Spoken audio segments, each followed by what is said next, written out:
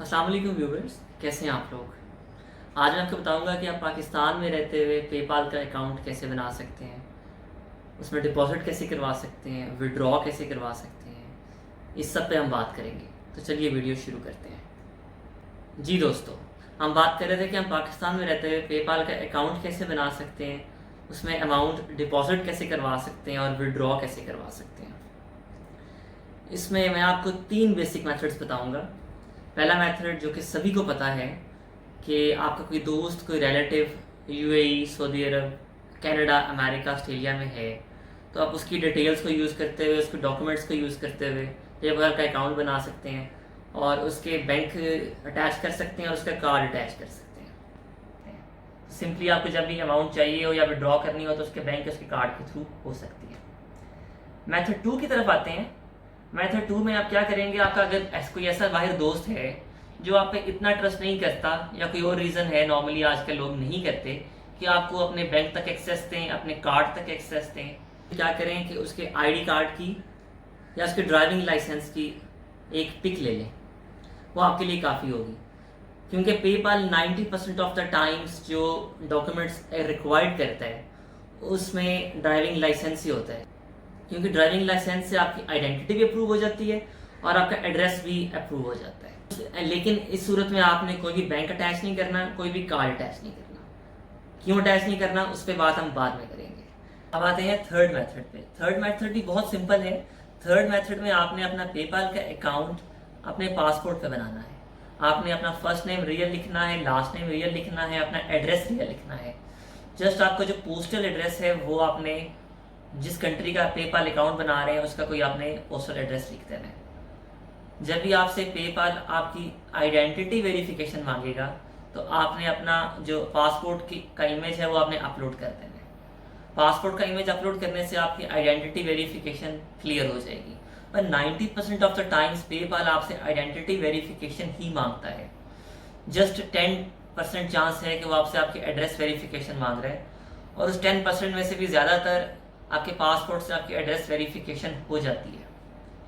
अब रही बात कि आपने सेकंड और थर्ड मेथड में डिपॉजिट कैसे करना है और विड्रॉ कैसे करना है, क्योंकि सेकंड और थर्ड मेथड में आपने कोई बैंक अटैच नहीं करना, कोई कार्ड अटैच नहीं करना पेपाल के साथ। जब भी आपके पेपाल में कोई पैसे आए या आपको पेपाल पे पैसे चाहिए हों, आपने नीचे डिस्क्रिप्शन में और कमेंट सेक्शन में आपको मेरा फ़ोन नंबर मिल जाएगा, मेरा जीमेल का अकाउंट मिल जाएगा। आपने मेरे से कॉन्टैक्ट कर लेना है। आपको जितने भी डॉलर्स आपने विड्रॉ करने हैं आपने मुझे मेरे पेपाल अकाउंट पे भेज देने हैं।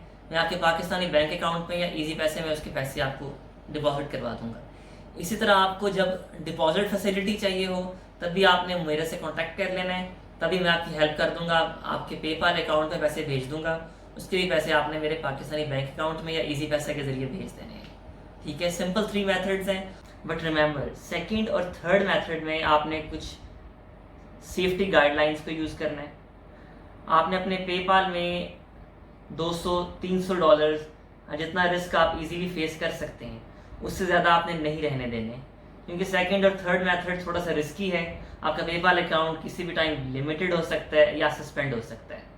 तो इन दैट केस आपने अपने पेपाल में मिनिमम से मिनिमम अमाउंट रखनी है। आपके पास जैसे अमाउंट आती जाए आपने विड्रॉ करते जाना है मेरे थ्रू, या आपके कोई और आपके कोई रिलेटिव या कोई दोस्त है तो उसके थ्रू भी आप विड्रॉ कर सकते हैं मेरे थ्रू, या कोई दोस्त या कोई रिलेटिव है तो उसके थ्रू भी आप अमाउंट को विड्रॉ कर सकते हैं।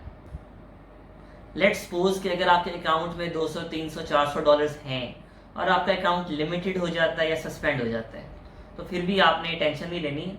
आपने उसको 180 डेज तक, 6 मंथ्स तक पड़े रहने देना है। 180 डेज के बाद आपने मेरे से कांटेक्ट कर लेना है, मैं आपको वो भी विड्रॉ करवा दूंगा। लेकिन इन दैट केस जिसके थ्रू विड्रॉ होंगे 50% चार्जेस वो लेगा, आपको 50% अमाउंट मिलेगी। लेकिन मैं फिर आपसे कहूँगा कि आपने सेफ्टी गाइडलाइंस का ख्याल रखना है और कम से कम अमाउंट पेपाल में रहने देनी है। या इसका एक और ऑप्शन है कि आपका कोई दोस्त, कोई रिलेटिव जिसका जेन्युइन पेपाल का अकाउंट है, उससे आपने 400-500 डॉलर्स की एक ट्रांजैक्शन, सर्विस की ट्रांजैक्शन आपने अकाउंट पे करवा लेनी है, या आपने मेरे थ्रू 400-500 डॉलर्स की ट्रांजैक्शन अपने अकाउंट पे करवा लेनी है। इससे क्या होगा, आप 400-500 डॉलर्स तक का रिस्क ले सकते हैं। अगर आपके अकाउंट में फिर 400-500 डॉलर्स पड़े होंगे और आपका पेपाल अकाउंट लिमिटेड हो जाता है तो लिमिटेड अकाउंट पे पेपाल आपको रिफंड का ऑप्शन देता है। तो आपने क्या करना है, वो $400-500 जो आपने सर्विस के थ्रू लिए हुए हैं वो लिमिटेड पेपाल से आपने जहाँ से आए हैं उसको रिफंड कर देने हैं। तो इसके थ्रू आपके वो भी रिकवर हो जाएंगे, आपको 180 डेज तक वेट भी नहीं करना पड़ेगा। इस सारे प्रोसेस में आप लोगों के जो भी क्वेश्चंस हों, जो भी क्यूरीज हों, आप नीचे कमेंट सेक्शन में पूछ सकते हैं या मेरे ईमेल एड्रेस पे पूछ सकते हैं। आप लोगों को हमारी वीडियो पसंद आई हो तो ज़रूर लाइक कीजिएगा, सब्सक्राइब कीजिएगा, कमेंट कीजिएगा। Thank you so much. अल्लाह हाफिज़। अपना ख्याल रखें।